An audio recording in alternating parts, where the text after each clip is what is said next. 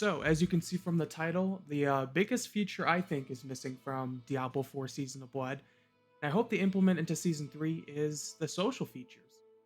Um, I know a lot of people that play, a lot of the hardcore Diablo 4 players, or just Diablo players in general, are solo self-found. They play by themselves. And don't get me wrong, I play a lot. I basically play by myself most of the time too.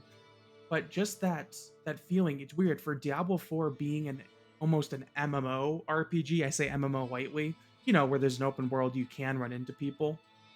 It feels compared to Diablo 3 and Diablo 2, it seems it's the least social out of the 3.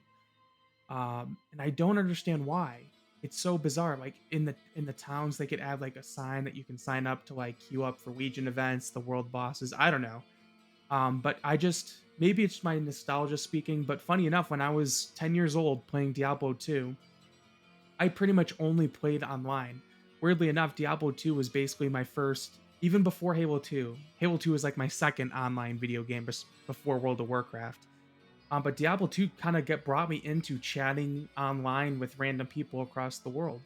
I would join games. Some games I would join just to, sometimes I would join to level, like speed level with other people. But the other times we would literally talk about the randomest stuff, politics. At 10 years old, not really talking much about politics, but it could be anything. It could be talking about how much we hate homework because we were 10 years old and just wanted to play video games all day. Or talking about Dragon Ball Z because we just watched the latest episode. Anyways, I just yeah, I know Diablo 4 isn't like Diablo 2 or Diablo 3 where those are both more ARPG lobby games, right? Where you can, you join this big world, but it's more of a lobby, right? You either lobby up or if it's if you could play offline, that's one thing, but if you're playing online, you can like make your own lobby and play your own game and it's your own thing. Or you could join someone else's game and so on and so forth. Whereas Diablo 4 is kind of like that. Like when you join another player, you kind of phase into their world. So it's kind of like you're just joining their version of the game. But, the fact that it's more MMO-ish, you would think it would be much more easier to like find groups, join groups. They need a dungeon finder, Legion event finder.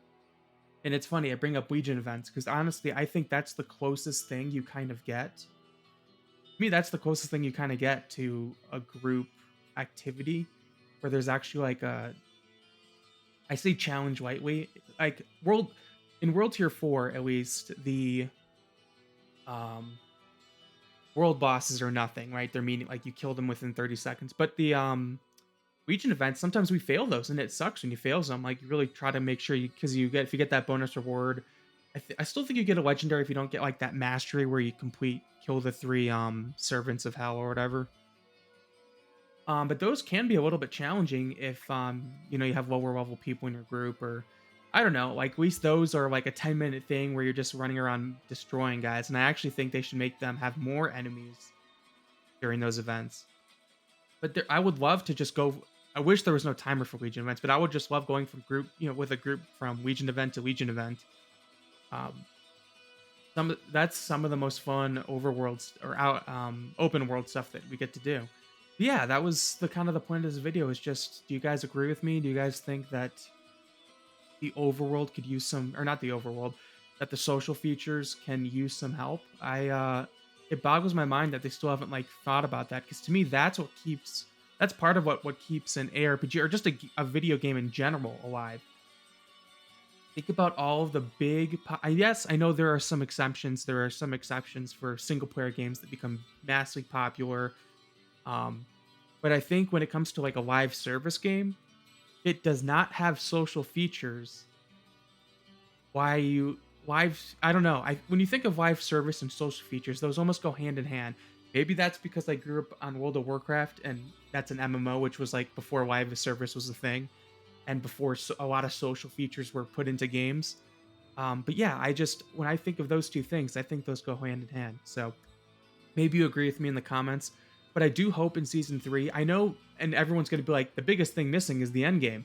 I agree, and they've already mentioned that they're working on the end game, but they really haven't said much about adding more social features. They said they've listened to people talking about it, but they haven't like said they're working on it, and that kind of concerns me because like I don't know.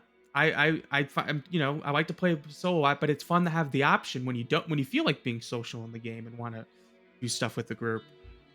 And make the trade and God oh, the last thing before I end this is make the trade chat global, or at least not maybe not global, but like region locked. So US, Asia, Europe, so on and so forth. Having it have be 12 random people, you're never gonna remember anyone. I don't know.